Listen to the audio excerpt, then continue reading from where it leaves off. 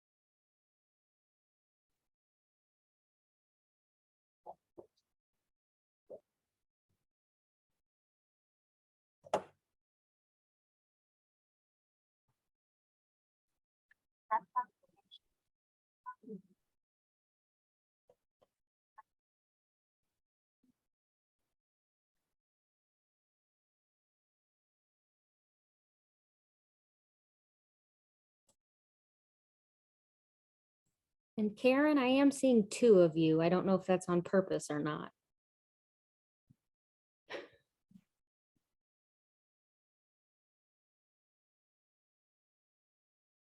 Katie, do you have all of your presenters? We do. Okay, we are going to get started. Good afternoon, Vivent Health Champions. Thank you so much for joining us on our final webinar, Creating a Disability-Friendly Workplace, specifically around allyship, designed and presented for Vivent Health by the team that you see here, some of the team members from Starkloff Disability Institute. In the context of October being Disability Employment Awareness Month and Vivent Health's Diversity, Equity, Inclusion, and Belonging Journey, we've partnered with Starkloff Disability Institute to bring you this interactive presentation. The overall purpose of our DEIB journey is to make us all more conscious and intentional about the inclusion of all people for all people. And with this in mind, I want to introduce you to Katie Fields. With passions for career development, accessibility, and disability pride, Katie Fields is the College Outreach Coordinator and Disability Inclusion Consultant at Starkloff Disability Institute. She helped to create and currently coordinates Access U, a free career development program designed to prepare college students with disabilities to successfully begin their careers. As an individual with multiple invisible disabilities, Katie uses her lived experiences to support disabled college students in growing their confidence. Katie also enjoys educating the community on disability inclusion. I will now yield the screen to an amazing educator, our lead presenter, Katie Fields. Katie. Thank you, Frida. That is such a nice introduction. As Frida said, Katie Fields, I use she, her pronouns, and as a visual description, I am a white woman with olive skin. I wear glasses. I've got some hoop earrings on. I have long dark brown hair that's pulled into a ponytail on the side, and I'm wearing a pink blouse today. We are really excited to be here with you this afternoon. We're grateful for the opportunity, and we're really here just to educate you on the lived experience of disability, make sure you have a good understanding of what disability is, who are the disabled, what is the disability community, what does it mean to be disabled today, because disability today looks a lot different than it used to. What is ableism? How does that work? Where does it come from? And then what can we do about it? Our goals today are really to try to answer these questions. Today's format is going to involve some listening exercises. We are joined today by 6 incredible disability trainers. These are individuals with disabilities who are willing to share their lived experience with you to try to educate you and make you more aware of the many barriers and the ableism disabled people have to navigate. We're going to have some interactive discussions where we're going to ask you to unmute yourself or put something in the chat. And we will have a Q&A at the end with whatever time we have left. So if you have any questions for our disability trainers, you can save those for the end, or feel free to throw those in the chat at any point and we'll keep track of those. We will have a 5-minute break around the midway mark. So just keep that in mind. We will give you some time to kind of decompress. I do want to set some ground rules for today's conversation. I want you to lean into your discomfort. Discussing disability, if this is not a topic that you're super familiar with, it can feel uncomfortable. That's great. Lean into that discomfort, lean into those feelings. And I want you to ask yourself, why is it that I feel uncomfortable? Today, I'm glad you're with us because you're learning, and that challenges that discomfort, right? I want you to think about, am I uncomfortable because I don't understand disability? Am I uncomfortable because I don't want to be disabled and it scares me? I want you to think about that. And I want you to consider what you as an ally can do to support disabled people, to promote access, and to help us achieve equity. I think that's where the focus can be. We're going to assume positive intentions. We're going to give each other grace because as humans, making mistakes is not it's a very common thing. It's very normal. So we're going to give each other grace. And I think if we make a mistake, let's try our best to learn from that. I also think it's important to lead with questions. So if you have an assumption, I'd rather you not state that assumption. Let's turn it into a question. So for instance, if I am somebody who's unfamiliar with disability and I assume that blind people are unable to operate a computer, maybe my assumption would be blind people can't operate a computer. If I change that to a question, I might say, hey, is there any assistive technology that empowers blind people to operate computers? That's a different way to reframe it, and that'll help us to get to that correct answer. I also want us to be mindful of power dynamics. We might have managers on the call who have folks that work under them on the call as well. If you are somebody who, you want to ask a question or submit something in the chat, but you don't want your identity revealed because maybe your manager's on the call. Anna's here, our Starkloff webinar manager. She's waving right now. She can read out any comment you send her privately. So if you have an anonymous question or a comment, send that to Anna and she'll make sure it gets to all of us without sharing your information. And then for the leaders on the call, just be mindful of your own power and how your position might impact what other participants are willing to say around you. It's just good to keep in mind. I think it's important for us to be respectful of each other's time. We are going to end at 3:30 on the dot. We're really determined to do that. And during our questions that we're going to pose to our trainers, we're going to have them spend no more than 3 minutes answering those questions. I'm going to ask you to stay muted until you're invited to speak. That way there's not conflicting noise.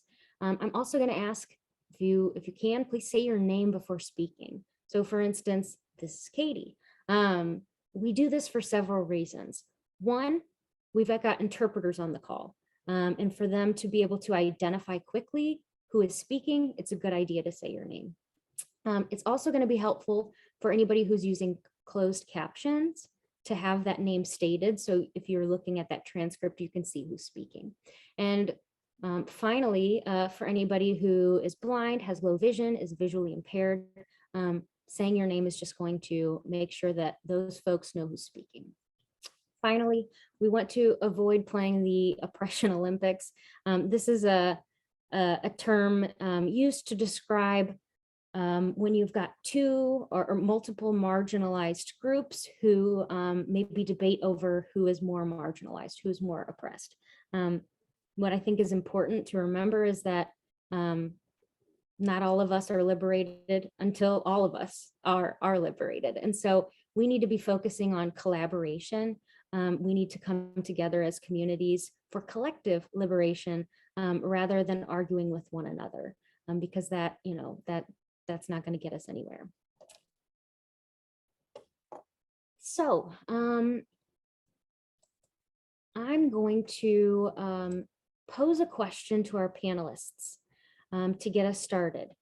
If you're an attendee tuning in, if you are a Vivent Health champion, I'd love for you in the chat or to Anna to let us know what words come to mind when you think about disability. Whatever comes to mind, let us know. I'm going to say there's no right or wrong answers. And if you have a misconception, hopefully by the end of today, we'll make sure that you've got the right information. So what comes to mind when you think about disability? While you're thinking about this, I'm going to invite our trainers to answer 3 questions. 1, who are you as a professional? 2, what is your disability? And 3, what are 3 words that describe your experience as a person with a disability and why? I'm going to ask Casey to start us off. Hi everyone, my name is Casey Hanley. I use she, her pronouns, and I'm a graduate student at City University of New York School of Professional Studies, pursuing a master's in psychology. At CUNY, I am the co-chair of the Disability and Access Coalition, vice president of the Psychology Club, a member of Student Association, and a student representative on the ADA 504 committee. I am also a published psychological researcher. My published research is titled Reducing Ableism and the Social Exclusion of People with Disabilities, Positive Impacts of Openness in Education. And I was born with a neuromuscular disease and arthrogryposis, and use a power wheelchair for mobility. I also have 2 autoimmune diseases.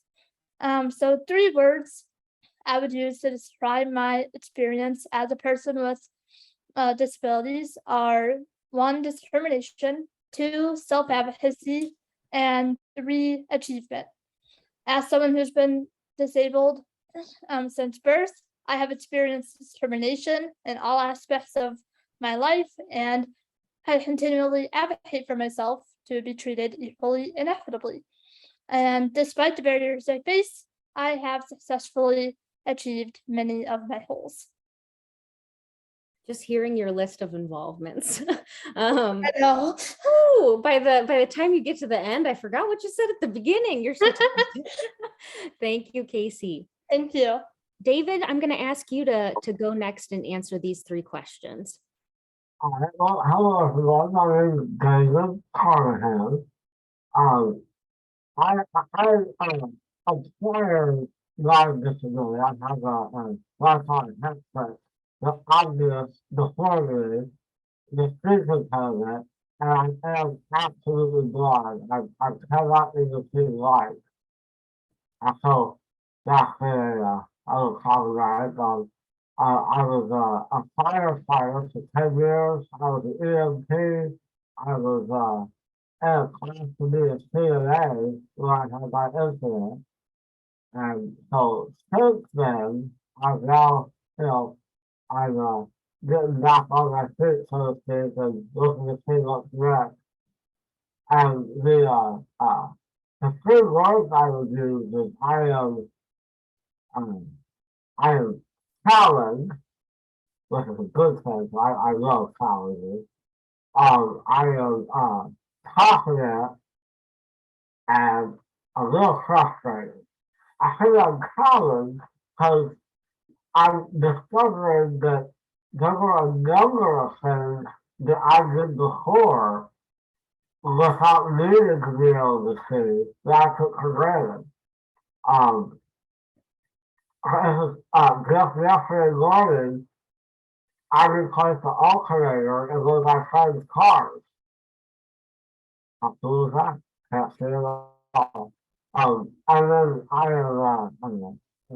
I'm gaining confidence as I do different things that I have been told, well, you're blind, you can't, obviously can't do that. I live on my own appointment, and I cook, and I clean, I dress myself, and I live life. And, doing new things every day. And then, the last thing frustrated was everyone that hears that I cannot see at all, or when they hear my voice, they assume that not only am I incapable of doing anything, but I'm also mentally challenged, and gosh, that's not the case at all. So, there we go, Katie. Thank you very much, David. And Anna, would you mind reading that the comment in the chat? Yes, I got a comment. It said, when I think about disability, I think of perseverance. And also, did you want me to read what I wrote for David's? If you could, that would be great. So David, I put your transcript in the chat just so we can have the words on the screen. So I said, hello, everyone. My name is David Carnahan. I'm absolutely blind. I was a firefighter for 10 years. I was an EMT. Now I'm getting back on my feet, so to speak. 3 words I would use are challenging, confidence, and frustrating. Frustrating because there were a number of things that I did before without being able to see that I took for granted.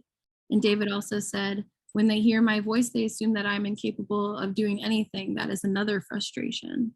Absolutely. Thank you, Anna. Yeah. Thank you, David. Yeah. Habatula, how about you? Sure. So my name is Hibatula. I use she, her pronouns. I am an Arab woman in my 30s. I have black hair tied up in a bun, and I have some grown out bangs that I probably should get trimmed again soon. No? Okay. We'll see. I'm wearing a green blouse and a black cardigan, and I am sitting in a recliner right now because I have actually just had surgery to remove my 3rd tumor just a few weeks ago. I am, excuse me, I am dyspraxic and dysgraphic. I have ADHD, PTSD, vascular EDS, Erlin syndrome, Klapstein, a bleeding disorder, auditory processing disorder, synovial sclerosis, and small fiber polyneuropathy. I think that's the end of my list. I run a disability content consulting company, and we make content for companies about disability and accessibility, and also make content more accessible. Instead of 3 words, I opt for the acronym made famous by the Wu-Tang Clan, CREAM, cash rules everything around me. It's really expensive to be disabled. It's a lot of money. I think money buys you access. For me, I think disability accessibility has always been tied to fiscal accessibility and financial status in society. The more money you have, the more access you have. Thank you, Habatula. And I love the Wu-Tang quote. That was great. Christopher, would you mind introducing yourself now? Hi, thank you. So I'm glad that you're asking me to go right after Habatula, because I love to always say that my disability list is about as long as hers. And my primary disability is cerebral palsy. And just for context for anyone who wants it, I'm a Black male wearing glasses, a hat, and a navy top. And as a professional, oh, sorry, and I go by he, him, his, and as a professional, I am currently a technical writer with also an analyst background. And it's a very sedentary job, which of course brings its own challenges having disabilities. Since I need to be more physical, a lot of the work that I do doesn't require me to be physical, so I have to keep that in mind. And leading into the third question, 3 words to describe my experience as a person with a disability, I would say are multifaceted, because there's so many different issues you don't even think about until you have a disability that you have to learn how to live with and learn how to speak to others about in your life. I would say inconvenient, but not because of the disability, because of the environmental factors that go into the way that the world is not built for you. And then I would also say creative, because you kind of have to be in order to find ways to manage those needs that you have against the way that the world is built and the way that people perceive things about you, and in order to express your needs to others so that you can get what you need and you can succeed, which I've been able to do, but it's never easy. And I always have to explain things that I've explained 100 times before to the next person, which can get tiring, honestly. It's like if you had to keep, let's say you had like this long ID number and you had to keep reading it off to people every time you needed something. It's kind of like that. You have to give your life story in as few words as possible to sort of get whatever services you need for your different health issues. And it can be pretty taxing on just mentally, I would say. But yeah, despite all the challenges, there is a lot that comes from having a disability that helps you learn in some ways a better person, I would say, than you would be without that well-rounded experience. I'm done. Thank you so much, Christopher. I think you brought up some excellent points that I think we're going to probably end up touching on kind of throughout this presentation. I'm going to ask Karen if you will introduce yourself next. Hello, my name is. Oh, Can you hear me okay? it's echoing. Could you turn down the volume on one of your devices? How does this sound? I'm still getting an echo. I'm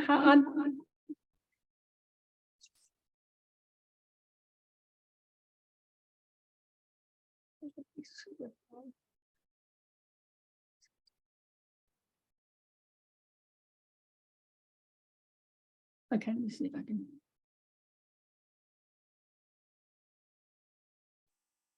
Okay, can you hear me now?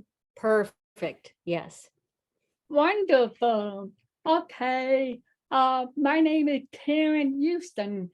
I am a female with brownish blonde hair. I'm in my mid-50s. I'm wearing a silver jacket with a gray shirt. I am deaf and I wear bilateral cochlear implants. And I also have generalized anxiety disorder. It's very mild at this point. I am also the Deaf and Hard of Hearing Outreach Coordinator here at Starcloth Disability Institute. I have earned a master's degree in vocational rehab counseling. I have worked in all different kinds of companies, nonprofit organizations, with most recent job prior to working here as the director of the interpreting program at Southwestern Illinois College. So the 3 words that describe who I am, I would say I am quite adaptive and very creative. I am always trying to find a solution to make things work for me as a deaf person. For example, I utilize various types of technology that helps me understand people, especially when an interpreter is not available. I have a plethora of assistive technology that I use by the seat of my pants.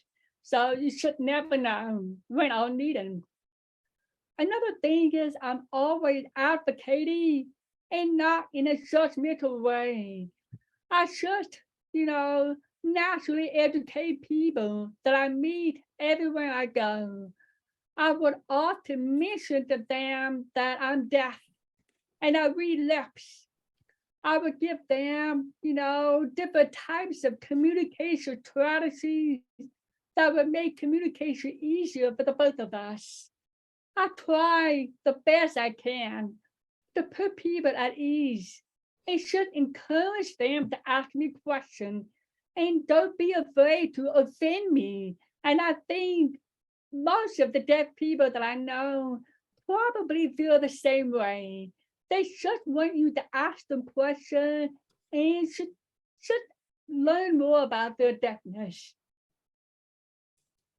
Thank you, Karen. Yeah. Nadia, how about you? Hi, I am Nadia, a visual descriptor.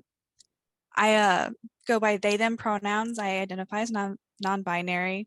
A visual description of me, I am wearing an off-white button-down with square glasses, Caucasian, androgynous presenting, and I have red hair that's pulled back in like by my giant headphones. As a professional, I am in nursing. I am a nurse, and I also am in an RN to BSN program at St. Louis University. My disabilities are, my main disability is that I have autism. I also have anxiety, and I am legally blind in my left eye. 3 words that describe my experience with disability. One is confusing. I don't have a I have an invisible disability, so not many people can see how I am disabled. It's more of a social interaction, which they may find confusing interacting with me. It's an adventure.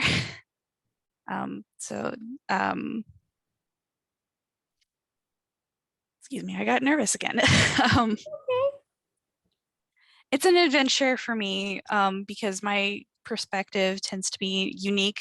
And I like to carry that with me, and also a learning experience because I try to not only educate myself and try to make sure that I am socially conscious around others, but I like to be that I like to be that I like to educate others on my disability and how to be an ally, and have that open communication and start that conversation. I think that's a really important point. Anything else, Nadia? No. Okay, great. Audience, I'm going to ask you again, please share several words that come to mind when you think about disability. We just kind of want to know what you've got to say. I will answer these last 2 questions because I didn't really address my disability identity. I have multiple invisible disabilities, including mental illness. I have severe depression, generalized anxiety, social anxiety. I've got ADHD. I would say that is one of my, it's with me all the time. And I have celiac disease, so I eat a gluten-free diet. I've got some GI issues. I've got scoliosis, allergic reactions to 95% of the environment that I'm working through. So a list as well. And what 3 words describe my experience? I would say 1, tiring, because when you are putting on a mask and a facade, you're masking. I think of this through the lens of ADHD and how I maybe do things that aren't typical. But when I'm in the workplace or in my professional life, I'm putting on that mask. I am trying to be what people expect of me, and then I go home and I'm able to be myself. And the stress kind of dissipates. But it can be really tiring to try to be somebody that doesn't come naturally to you. I would say adaptable. I think most disabled people having to navigate an inaccessible world that is not built for them, you're going to develop that skill.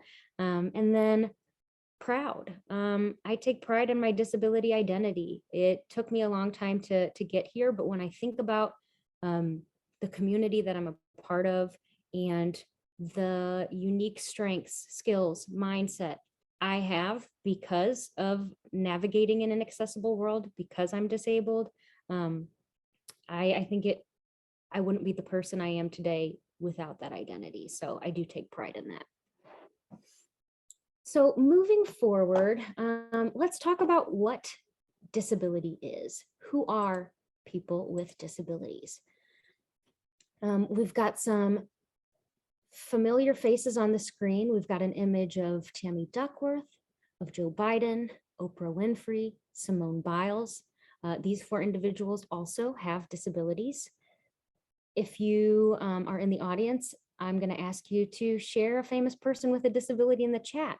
But the rule is it can't be Stephen Hawking and it can't be Helen Keller. Those are the 2 most common ones we hear. So if you can think of anybody else, be sure to throw that in the chat. So the Americans with Disabilities Act, they define disability as an impairment that impacts one or more major life activities. So that impairment is that thing that your body literally can't do. You'll notice that this definition is rather broad. It's broad for a reason. It's meant to be all-encompassing. They didn't make a list of, these are what constitutes disabilities and these define what a major life activity is. No, they kept it as broad as possible to ensure that it would provide protections to the greatest amount of people. The ADA was signed in 1990, enacted in 1992, and it is the civil rights legislation that protects disabled individuals from discrimination. It also protects those who have a record of impairment. So what I mean by that is some disabilities are temporary, right? Maybe somebody goes through chemotherapy to treat cancer and then later on they're cancer free.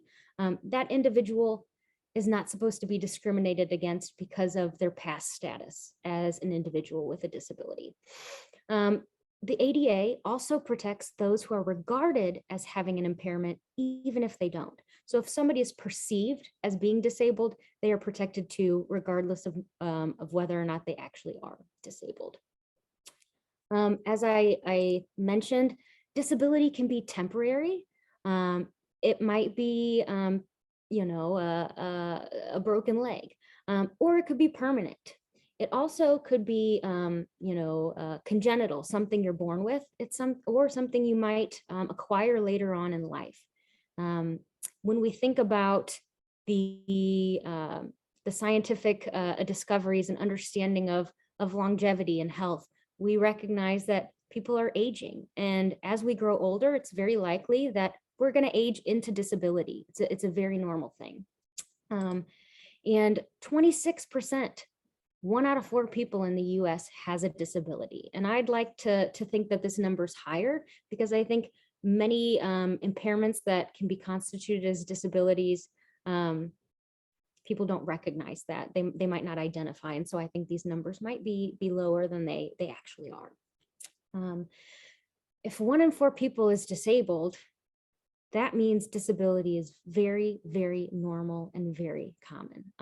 I want you to be aware of how common it really is. What I also want you to be aware of is 75% of disabilities are invisible.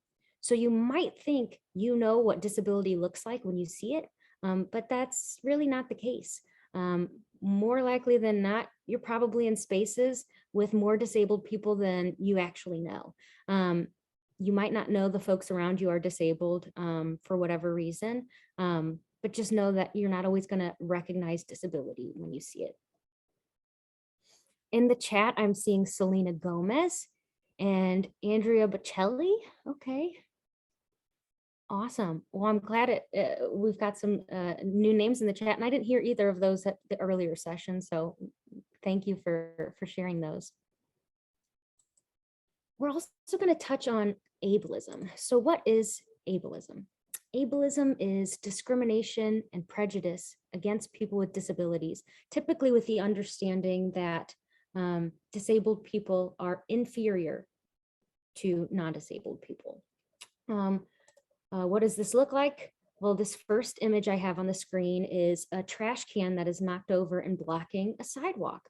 You might not think this is a big deal, but if you are somebody who uses a mobility aid, if you are a wheelchair user, your path is now blocked. You cannot access that sidewalk. You're going to have to go into the street to get where you need to go. And we've heard and we know several people who have been hit by cars having to do that because the sidewalk isn't cleared. Ableism is oftentimes people not considering your needs because they don't view your needs as typical. We also have a second image of a young person with prosthetics who looks like they're running some sort of race on a track. And the image says, "Your excuse is invalid." So what that's communicating, I think, is if this disabled person can, and I'm doing air quotes, can overcome their disability, you don't have an excuse on, why you say you can't do something. It's not a disabled person overcoming their disability. It's a disabled person overcoming or navigating inaccessible society that was not built for them. So keep that in mind. Recognize that images like these are not to benefit disabled people. They tend to objectify disabled people, infantilize disabled people, turn disabled people into inspirations to benefit non-disabled people. You might say, well, look, this young person is, running with prosthetics. Look how hard they're working. What if to this person, they're not working hard at all? You are putting your own assumption on an individual. So just keep that in mind when you see images like this. Finally, the last image was taken around 1990 when the ADA was stalled in the House. And there were more than 30 disabled activists who got out of their wheelchairs and crawled up the steps of the Capitol. It's known as the Capitol Crawl, to demonstrate how difficult, how hard it was for disabled people to get their voices heard. Having to get out of your chair and climb the steps to showcase, I can't even access this building. I think it sped things up. I know when I saw that clip, I was shocked. If you haven't, I'm just gonna side note, if you haven't seen Crip Camp yet, and if you've got Netflix, I'm going to highly encourage you, if you've got time this weekend or sometime in the near future, spend some time watching Crip Camp. Incredible documentary that kind of follows disability rights activists from childhood at Camp Jened to their fight for the Rehabilitation Act in '73, all the way to the ADA and today. It's a really great film and very eye-opening. So I'm going to pose to our disability trainers a question. That is, what form of ableism do you encounter the most, and how has it impacted you? Nadia, I'm going to ask you to go first. This is Nadia. One of the things that I find that happens to me the most is if I am disclosing my disability to somebody, trying to open that conversation and be in that kind of vulnerable state, they'll immediately say, you don't seem autistic. And often it's because I'm masking, because I'm trying to mimic those social behaviors that are acceptable. And while, you know, it seems like a nice thing to say to somebody, it really isn't, because it's more of a microaggression. Another way, because I am autistic, sometimes I do what's called stemming, which is a repetitive behavior, like snapping your fingers or like make clicking noises. Sometimes I like to take two pins and kind of click them together near my ears because it's a nice sound. And people will get very concerned about my my behavior and ask if I'm okay. And I'm like, yes, I'm perfectly okay. I just like the sound. I'm just trying to stimulate something that isn't there at the moment.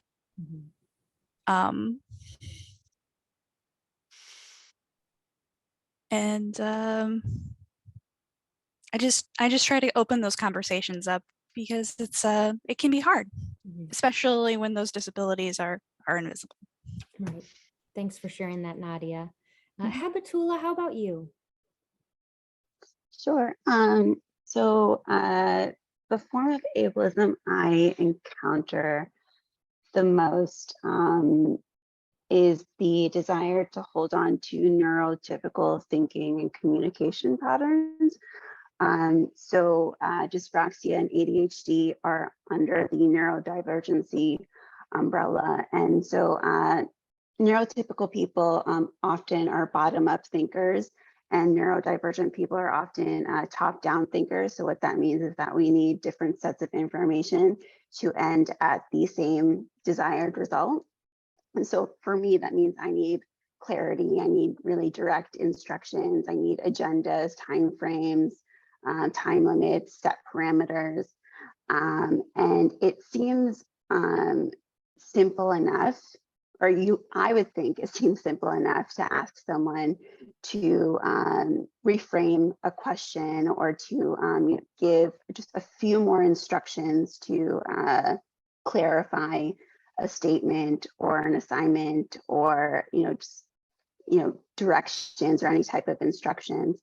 But more often than not, people won't take a minute out of their day to reframe those instructions. And because someone won't take a minute out of their day, I lose 4 hours out of my day trying to rack my brain, trying to figure out what it is that the other person wants from me.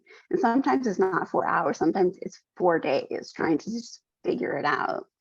And I think about all of the opportunities and all the time that I've lost because someone couldn't take a minute out of their day because I just needed, and I'm very clear that I need, a certain set of instructions. Thanks for sharing that. It makes me think of, this idea that, oh, well, you're disabled and you can't do things the way that we're used to doing it, so you can't do a certain job. And to me, that's so silly because it's like, I can achieve the end goal. It just might look a little different than how maybe a typical person is going to do that. Yeah, thanks for sharing that. And Nadia, I see your hand up. I just wanted to add, because I know I am going to butcher your name. I'm sorry. Habatula. Yeah. You mentioned you had an auditory processing disorder, and with autism, auditory processing, it can be an issue. So when you're asking people to repeat things over again, it can be frustrating to them, but it's also we're trying our best to understand the other person, and it could be frustrating for both sides because we're trying to make the extra mile, and just meeting each other in the middle is a great way to work together. Great point, Nadia. And one of our panelists last session had mentioned, if I'm asking for your assistance and it annoys you, just know that it bothers me way more that I have to ask you than it does bother you that you have to assist me. And I think that's something important to keep in mind. David. Yeah, so the biggest thing that I've encountered is kind of I touched on before, is I went on a job interview and we're talking, everything's great, looking good. Um, it comes out that I am, totally blind, and my interviewer said, "Wow, well, we've hired blind people in the past, but they haven't lived some sight, and we do not be able to see it all." That's a whole different ballgame. Like, oh, not really sounds ridiculous, but or people hear me speak and assume that I have a mental deficiency also, and fucking put the two together, and I'm just absolutely incapable of doing anything. Mhm. And like okay, you difference in men. People have assumptions, and sometimes I'll serve you well, but I think more often than not, turn that assumption into a question and find out if you're right before you assume that you are. Yeah. Great points there, David. And I think that's a common theme I hear often from folks, particularly those with mobility disabilities, people not addressing them, people assuming that having a mobility disability also means they have an intellectual disability, and then infantilizing that person. First, I'll say folks with intellectual disabilities should not be infantilized either. They should be, treated as anybody else would, especially in a way that's age appropriate for them. And I just think you shouldn't make assumptions. We talk about not judging a book by their cover. Don't make assumptions. Yeah. And I'm going to read what Anna put in the chat. Just summarizing what David said, the biggest thing that I have encountered is what I have mentioned before in a previous job interview. My interviewer said, well, we've hired blind people in the past, but they had some vision. They meet me, hear me, and assume I have an intellectual disability. People make assumptions, but turn it into, people have assumptions, but turn it into a question and ask to see if those assumptions are right or have truth. And I think that's great. Yeah. Christopher. Hi again, Christopher here. So I had two types of ableism that I would say are kind of competing for most common. I would say that others have already mentioned the assumption of an intellectual disability because I have a mobility impairment, when those two are not always guaranteed to come in the same package. But the other thing I would say that hasn't been, or I don't believe has been said, is often a contradiction of two different expressions of ableism, where it's like in some situations, people will assume that I can't be held to the same standard as others when I can, and then in other situations they'll assume that I can when I actually should be.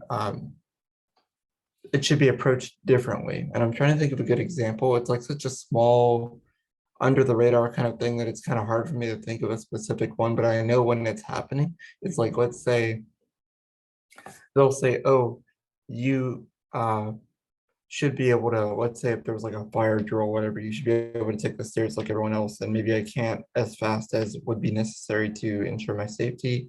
And then in another situation, they say, oh, well, you probably can't pick up this item, so let's get someone to help you, or let's get you a wheelchair so you can make it to this, make it down this path to get somewhere. And it's like, no, I don't need that. I can do those things. So it's more of a matter of people assuming what your limits are rather than asking you. And I would say that's not really fair to the person, because even if you didn't have disability, I think you'd be pretty offended or not happy if someone were to assume that you couldn't do something you could, or that you could do something that you couldn't without asking you. I'm done. I don't know if there's a term for that. I would appreciate if someone could tell me if there is. Thank you, Christopher. Casey, I'm going to give it to you now. Okay, this is Casey.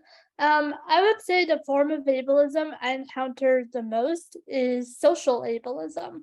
And much like what others were saying, because I am a full-time power wheelchair user, my disability is the first thing that people notice about me. And due to ableism, people often treat me differently and like there's something wrong with me.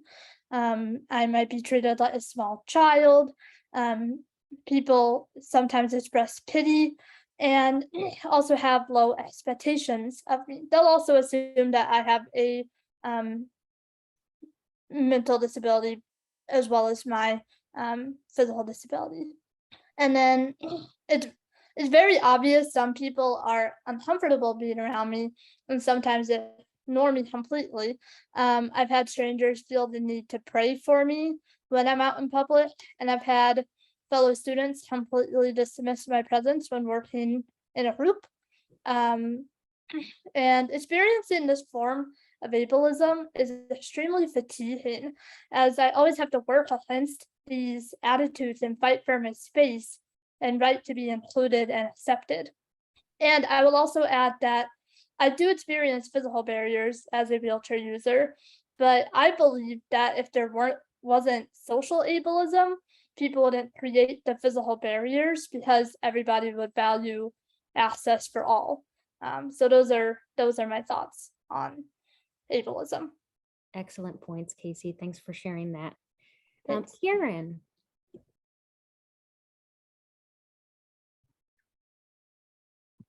Hello again. I'm going to sign this time so you can see that I'm really deaf. What I consider ableism is because I speak pretty well, that many people assume that I have no problem understanding other people. Like, for example, when I go to the doctor's office, I have good rapport with my doctor and his assistant, wonderful people.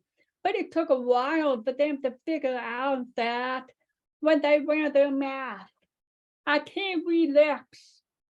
And even though I have cochlear implants, I can understand some of the words. But when it comes to big terminology that I can't pick up, that is very important to understand any type of diagnosis, it's hard to understand, especially with the covered full solid mask.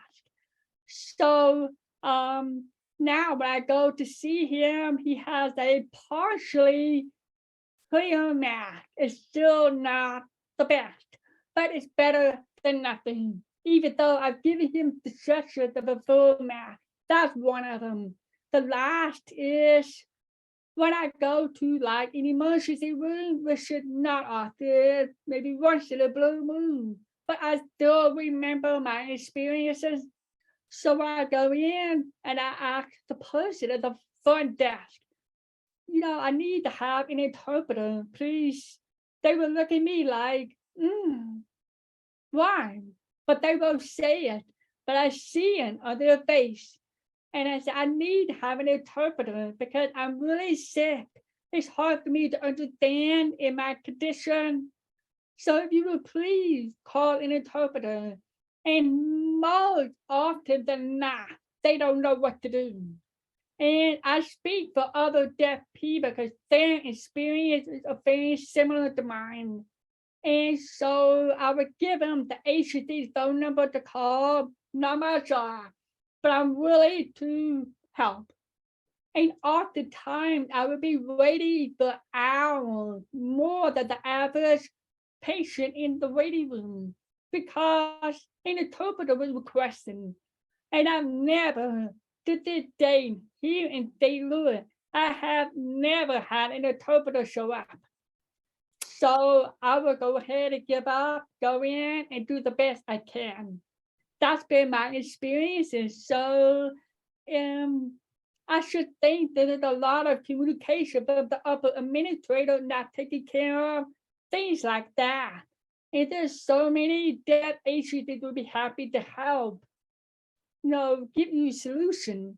But that's been my experience. Thank you for sharing that. Very when I hear some of these stories of ableism from you all, I get really frustrated. And I'm wondering if any of our audience members, were you aware that these challenges are things that disabled people experience? Is this new information to you? You know, did you know it before? Let us know kind of how you're feeling about this in the chat. For myself, I would say, as somebody with invisible disabilities who is also, you know, I'd like to say I'm fairly successful. I was high achieving in school. I graduated top of my class, and then to tell people I'm disabled, you know, you're not disabled, and they view success and disability as mutually exclusive, and that really bothers me, because why are we setting such low expectations for disabled people? And there was one time where it was a former partner of mine who knew the disability rights work that I did, and I had mentioned I'm disabled. It was the first time I had said to this person, I'm disabled, rather than I have a disability, and they laughed out loud. You're disabled? And they just couldn't comprehend it. And it's kind of frustrating that for many disabled people, again, those assumptions, and then somebody telling you that identity that you live with every day isn't true, that they know better than you do, that can get really, really frustrating. But I try to use those moments when I've got the energy to educate. But to rely on disabled people to do all the educating is not something we want, which is why we want to bring you in as allies to really help us with this important work.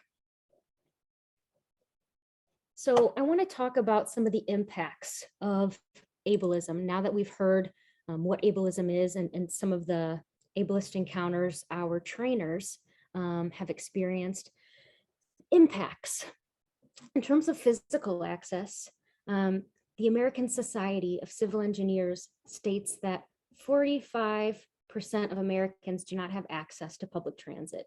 So that means if I can't drive for any reason, maybe I have low vision, maybe I'm blind, maybe I have mobility disabilities, maybe I have epilepsy, whatever it is.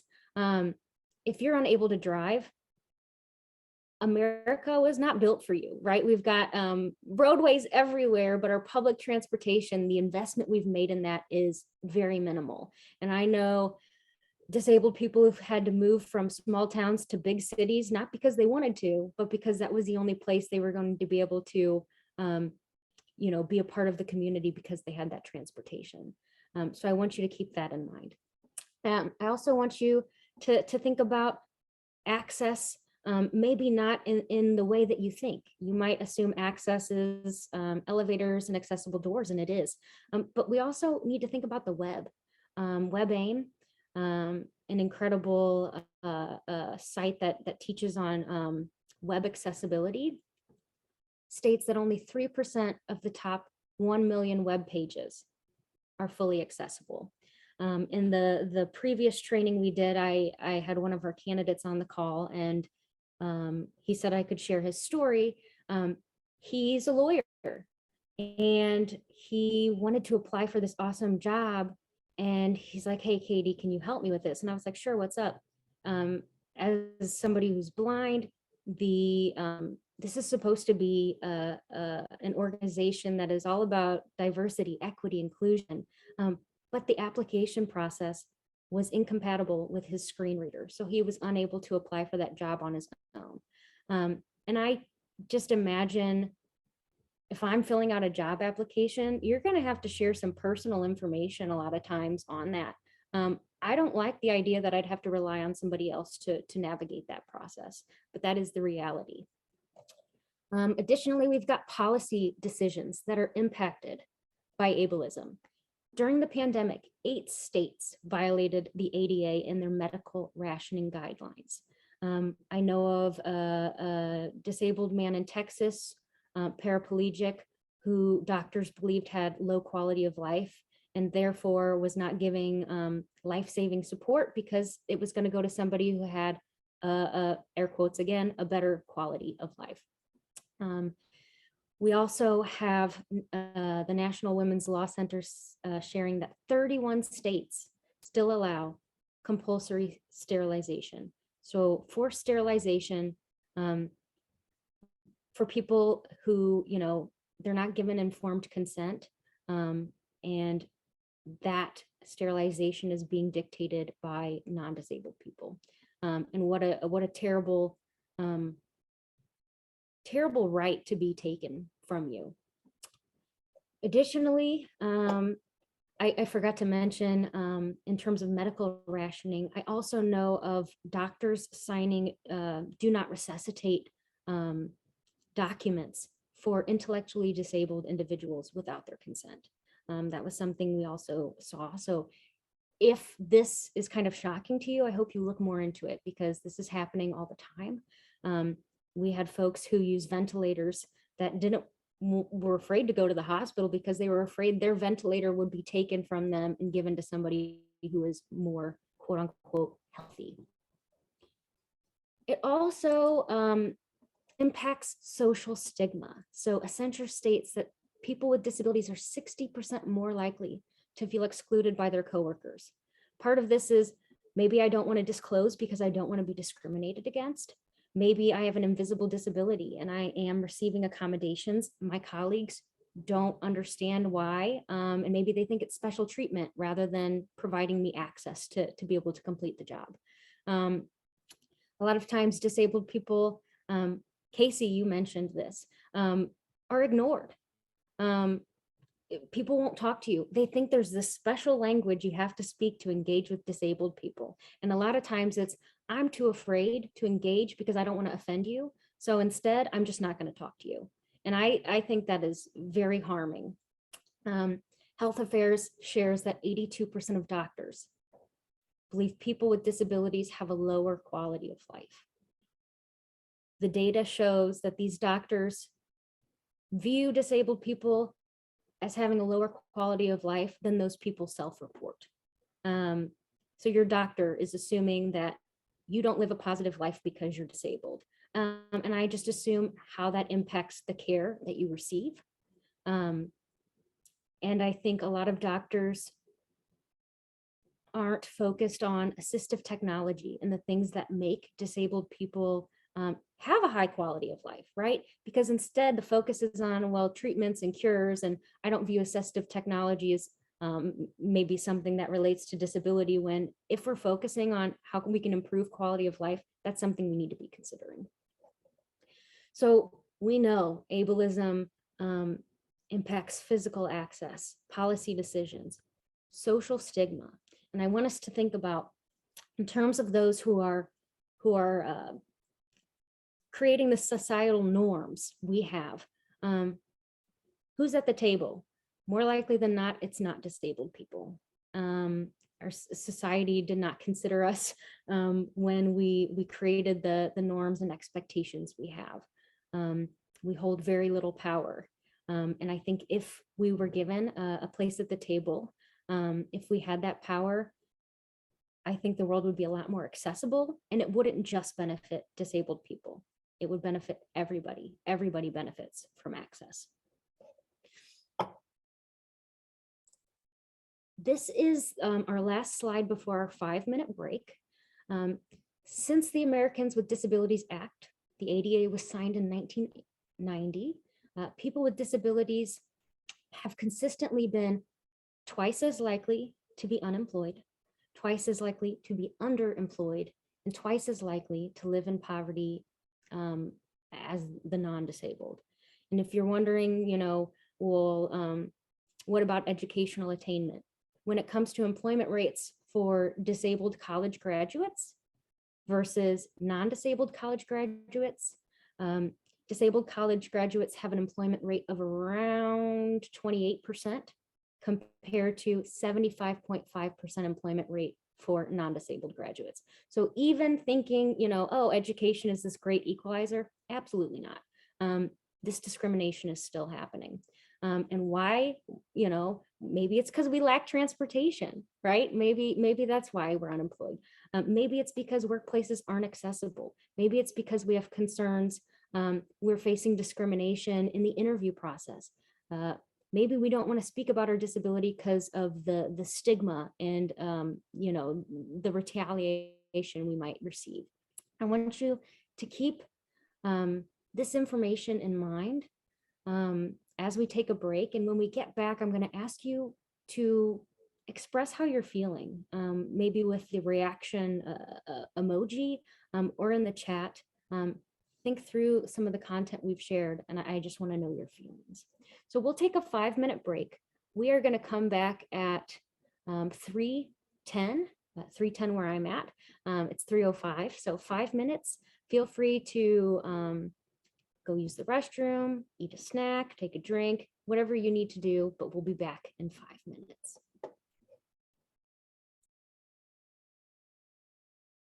Okay. Now we're going to talk about several ways to think about disability. Oh, and I see something in the chat. I'd like to thank each of you for taking time today to share your lived experience with us. This is an important meeting and I'm planning on checking out Crip Camp this weekend. Yay, I'm just going to tell you right now, you're going to love it. So good choice. So let's talk about the models or lenses we tend to look at disability through. One model is the moral model. Fake it till you make it, right? Quality of life is low for disabled people because of a personal failing or a moral failing, right? You have a low quality of life because you aren't trying hard enough, right?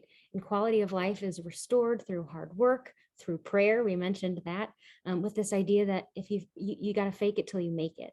And as somebody who has mental illness, I know that no matter how hard I try to choose happy and fake it till I make it, I'm faking it every day. And no amount of faking it or choosing happy will fix the chemical imbalance that is I'm experiencing in my head, right? Stella Young, an incredible disability rights activist who has passed away, she had a quote from a talk she did that had said, no matter, she's a wheelchair user, no matter how much I smile at a set of stairs, it's not going to turn it into a ramp. So it's not a moral failing, but this is the way that some folks view disability. Another common model that disability is viewed from is the medical model, right? Quality of life is low because of a medical condition. Your impairment is your problem. It's an individual's issue, and your quality of life can only be restored through treatment and through listening to your doctor, which then makes your doctor the expert on disability rather than you with your lived experience. We see this when it says, please put your doctor's information on the request form. The concern with this is, okay, let's talk about healthcare being rather a privilege than a right in the US. Is it fair to say to people that you need to be treated, fixed, cured before you can participate in society? I don't think that sounds right. Instead, we, the wider disability community, we support the social model of disability. The social model of disability says quality of life is low because of social barriers. So what we mean by that, your impairment in the social model, your impairment becomes a disability when your environment is inaccessible. I can't see without my glasses, but the moment you give me those, I'm no longer disabled. I have my vision. We are disabled by an environment that did not keep us in mind when it was being formed, right? And the way to mitigate disability is to focus on access rather than individual treatments or cures, having to treat every single person, asking them to undergo procedures that might be painful, telling them that they have to be fixed before they can engage in society. Not in this model. This model says, come as you are. Your impairment is not an issue. And instead it's your environment that's the issue. The focus then is on building access, focusing on accessibility, The quote here is, "We're building a team to plan a gluten-free menu in the cafeteria." I'm somebody with celiac disease who has some food sensitivities. I can't eat gluten. So for me, that's exciting because if the cafeteria has the gluten-free option, in that moment, I'm not disabled. That disability, that impairment becomes disability in an environment that isn't accessible.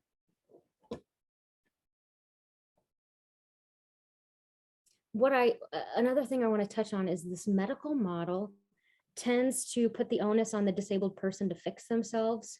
And no focus in the medical model is spent on what can we as a society do to increase access so people don't need to be treated, fixed, or cured to enter society.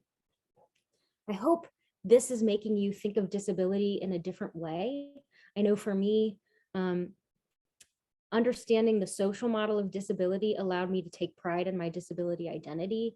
And it kind of almost allowed me to direct some of my anger toward the fact that society is inaccessible. It's not me. 1 out of 4 of us is disabled. So for somebody to say that, disability isn't normal, or it's not natural, or it needs to be treated is just silly.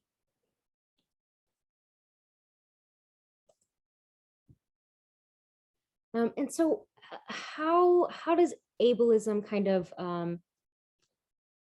how does it creep into our mindset? Where does it come from? Harrow's cycle of socialization, I think, does a really, really good job of explaining this. So when we're born, we have no preconceptions. We don't know anything. But through family, teachers, we kind of see patterns. We categorize things. We learn about society's structure. We learn about our place in that structure and kind of where we are at in that hierarchy. Then we have that reinforced by school, by media, work, law, other institutions. So if I'm thinking about disability inclusion, I'm going to think about the fact that my family viewed disability through a medical lens. And that was then reinforced by the media and by work and by school. What happens is we then internalize. We feel anger, disillusionment, insecurity. And what do we do with this? We do nothing. And we promote the status quo. So disability might be challenging to me. It might make me uncomfortable. So instead, I'm not going to engage, and I'm just going to allow things to be the way that they are. And this is how that cycle is perpetuated. And this cycle is built around fear, ignorance, confusion, insecurity.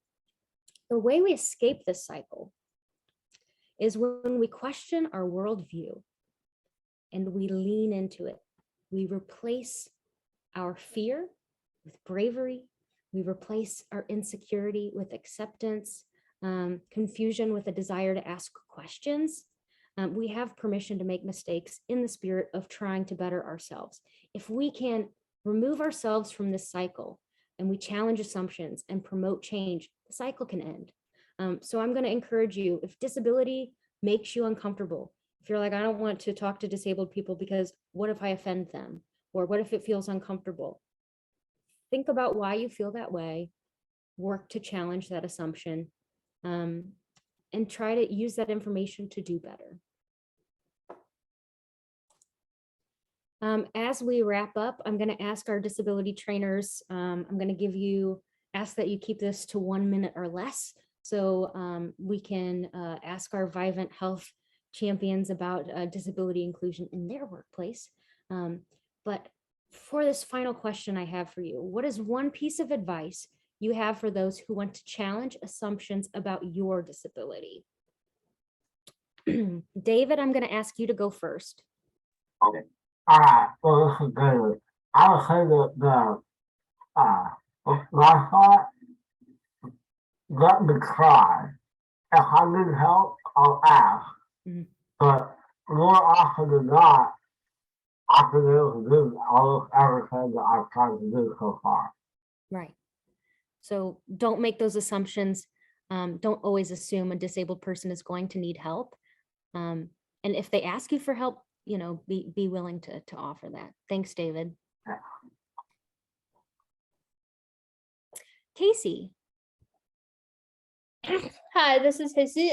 So my advice for challenging assumptions is for people to be aware of their biases about people with disabilities, and doing this gives them the opportunity to correct their assumptions. So for me, I'm a wheelchair user, so someone might have negative assumptions about me because I use a power wheelchair. However, it's important to recognize that my wheelchair is not a bad thing, it's my mobility, which is a good thing. So the real barriers are lack of wheelchair access to buildings and transportation, and negative attitudes people have about people with disabilities. So to challenge assumptions, people can change the way they think about disabilities, and to do this, they can interact with people with disabilities and learn about the disability experience from them, such as by attending events like these. Thank you, Casey.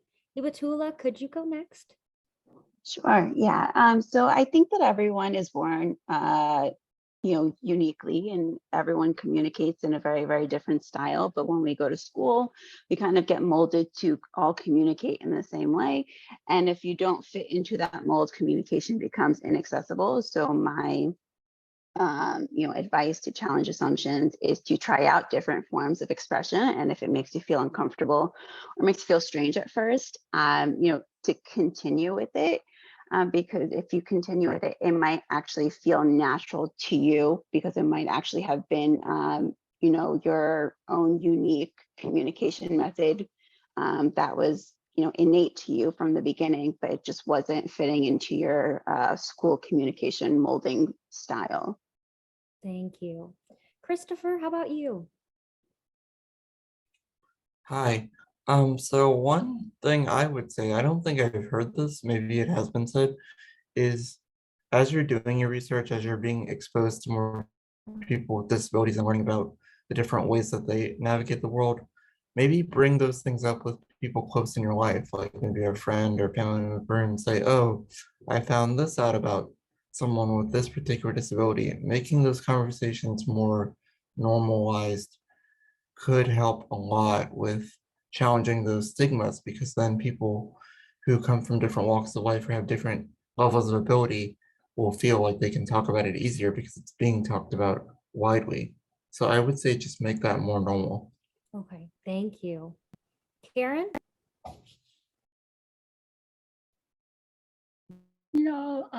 I would like to let you know that one size fits all does not really work.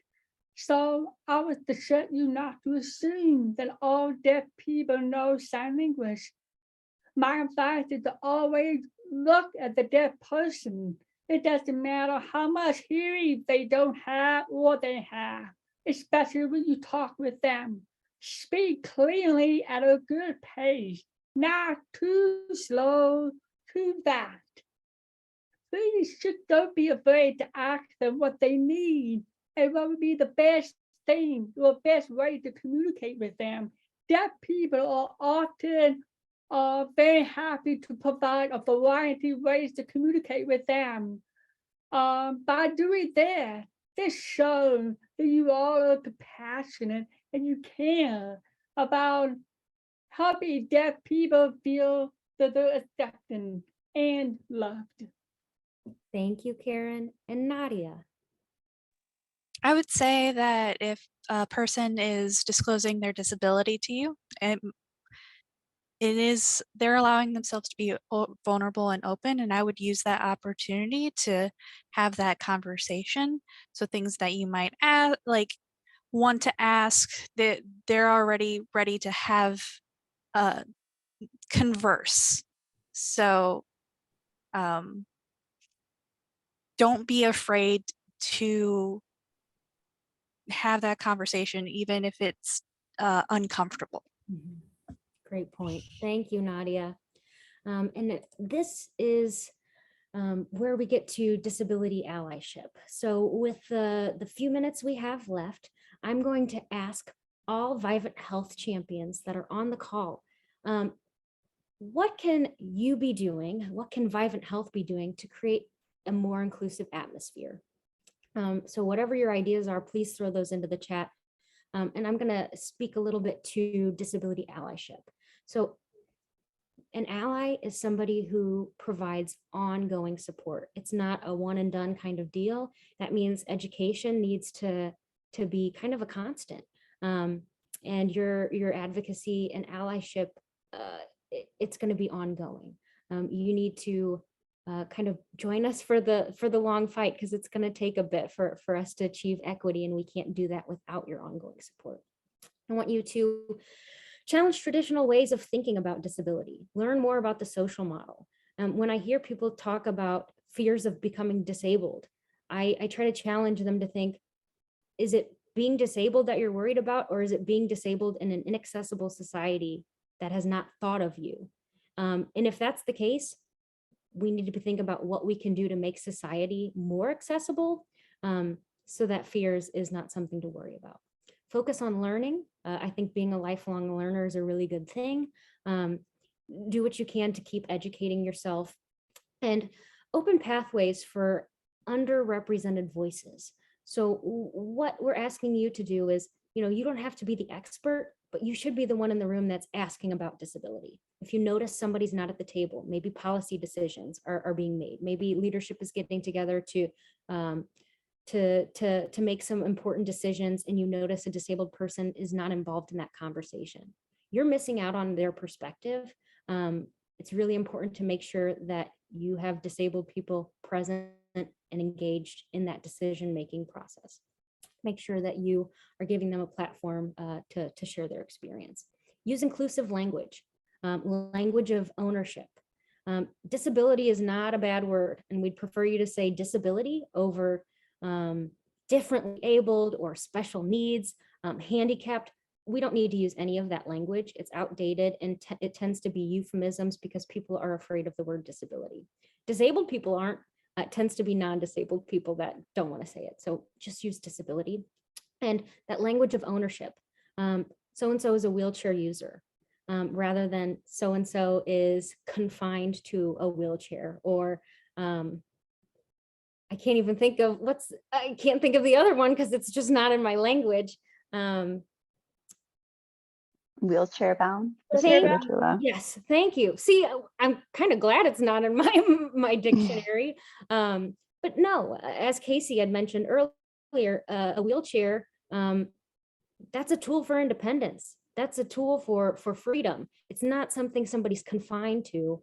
Same with suffered a stroke versus had a stroke. You're assuming somebody is suffering when you don't know their experience. So we don't want to do that. We want to make sure we're promoting universal design. So trying to think of ways we can build accessibility into our environment, because everybody's going to benefit. And we want to give grace while holding others accountable. So be forgiving, be willing to educate folks, but do hold them accountable when you notice something that is not appropriate. I'm going to read the chat now about the question I had posed to our Vivent Health champions. What can you do to create a more inclusive environment? I see, listen to the needs of communities we are serving. Absolutely. I see, to what Christopher said, talk more about the issues in general. Perhaps, for example, elements of this exact conversation could happen again at our job on a different date in the near future. The more we talk about this, the more aware, better we will all be. I think it's so important that we have these challenging conversations, and it doesn't end today. If you just take today's knowledge and you don't do anything with it, it's not going to accomplish much. But if we can think about action steps, how we can use what we've learned, put that into action to build access, that's really going to benefit us. Another is review the practices we have in place and make sure that all locations are accessible, create a champion group within the org to assist our organization being inclusive, and having voices at the table to increase accessibility for all. Love that idea. Disability employee resource groups are incredible to have, because you've got the disability experts already in your organization, and you can run ideas by them. You can get their opinion on access. They can share with you the challenges disabled employees are facing in a collective group. I think that's a great idea. I also see one very specific thing we are implementing an event accessibility assessment so we can evaluate the events we throw and track them as we move forward. I love that idea. I wish every organization did that because I think it is so important. If you're talking about diversity, equity, and inclusion, and everyone belonging, but somebody can't access your event because they can't get in the door, that's an issue. So I'm really glad to hear that. Any other ideas? And I notice we are at time. It's 3:30, so I'm going to just read from the comment. I've never seen something like that, and it would have meant so much to me at school and work. So just know that that's valuable to disabled people. I'm going to thank our awesome trainers for their sharing their experiences, their transparency, their vulnerability. Thank you guys so much. And thanks Vivent Health for offering this opportunity to us. Frida, I'm passing it back to you. Great. Thank you so much, Katie. Thank you, champions, for joining this session and for all the sessions. This was the 6th and final session, and I really appreciate your attentiveness to this. Thank you so much to Starkloff Disability Institute for partnering with us, right? We're just at the beginning of creating a disability-friendly work environment, and we would love for you to scaffold our learning through the entire process. We're just at the beginning of this, and we appreciate all that you've done so far. We look forward to next year and continuing our work with you, right? Moving toward this inclusive work environment for all is a process, not an event, right? And so thank you for being with us through this process. Enjoy your Friday, enjoy your weekend. Let's continue to make it a good time. Take care, Thank you all. everyone. Thank you.